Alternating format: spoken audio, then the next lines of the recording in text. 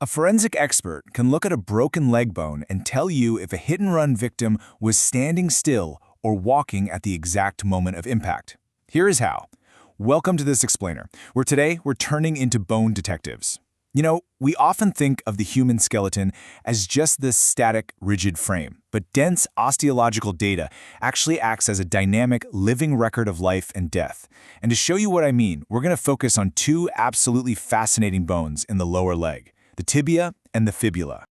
Like I just mentioned, we are going to solve this exact mystery today.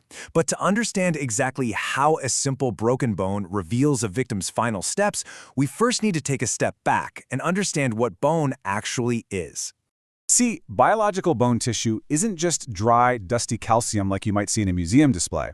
It's actually a total marvel of material science. It's a living, dynamic composite material that serves as your body's primary weight-bearing support system. And it relies on a pretty perfect partnership.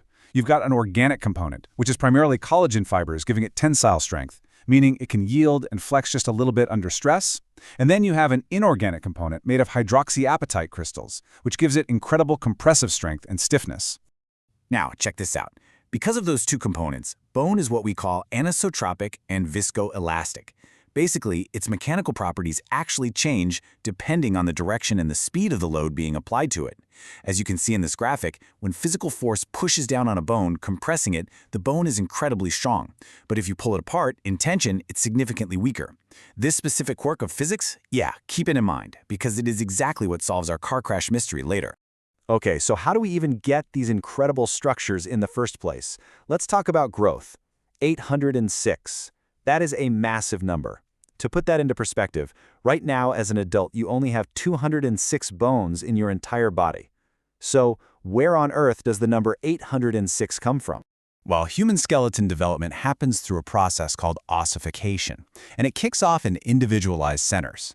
Back in the 11th to 12th week of intrauterine life, a fetus has approximately 806 of these individual centers of growth. By the time a baby is actually born, that number is dropped to about 450. And finally, as we grow through childhood and adolescence, it's like a giant puzzle coming together. These hundreds of individual centers beautifully orchestrate a countdown, coalescing and fusing together to form the 206 bones of the adult skeleton. This ossification process happens in two main ways. First, we have endochondral ossification. This is where bone is first preformed in cartilage, and most of your skeleton forms exactly this way. The second is intramembranous ossification, where bone develops directly from fibrous membranes. This mostly happens in parts of the skull and the clavicle. For our long leg bones, growth primarily occurs at the metaphysis, which is the growth plate situated right between the diaphysis, or the shaft, and the epiphyses, which are the ends of the bone. Section 1. Profiling the tibia, the primary weight bearer. All right, grab your magnifying glasses because the tibia, or shin bone, is an absolute forensic goldmine. It's the massive primary weight-bearing bone of the lower leg. Forensic anthropologists rely heavily on its specific developmental landmarks to figure out biological age. The shaft shows up really early, between the 7th and 9th week of gestation. Then the proximal epiphysis, up near the knee, appears shortly before birth, around 36 to 40 weeks. Meanwhile, the distal epiphysis, down by the ankle, doesn't actually pop up until 3 to 10 months postnatal. Because these growth events happen on such a strictly predictable schedule, examining these landmarks allows investigators to very accurately age young remains. So, when an expert actually finds a tibia, how do they formally identify and measure it? They use osteometric identification. Key measurements include the maximum length, which is measured all the way from the lateral condyle down to the tip of the medial malleolus. They also look for specific landmarks like the nutrient foramen, the tibial tuberosity, and, importantly, the maximum proximal epiphyseal breadth. Now, why is that proximal breadth so absolutely crucial? Well, the tibia is an unbelievably strong sex discriminator. Look at this side-by-side comparison right here. Measuring the tibia's maximum proximal epiphyseal breadth actually outperforms cranial measurements for accuracy. When experts use multiple tibial measurements, biological sex estimation can hit an astounding 85% accuracy rate. Seriously, move over skull. Our lower legs are fiercely competitive. Section 2.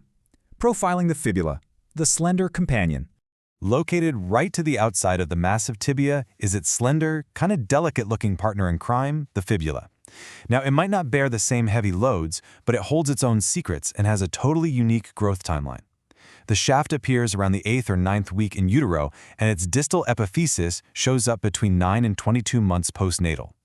But here is a truly fascinating early divergence.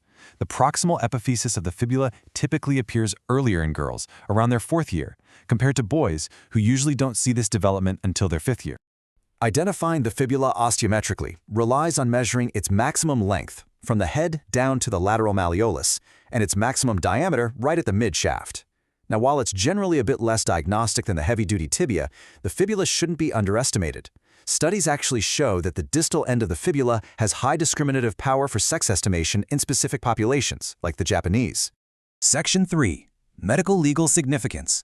Solving the crash puzzle. Okay, it is time to bring all this anatomical knowledge together to solve our hit-and-run crime scene. These lower leg bones are literally invaluable in forensics. First off, for stature estimation, they provide significantly more accurate living height estimates than upper limb bones do.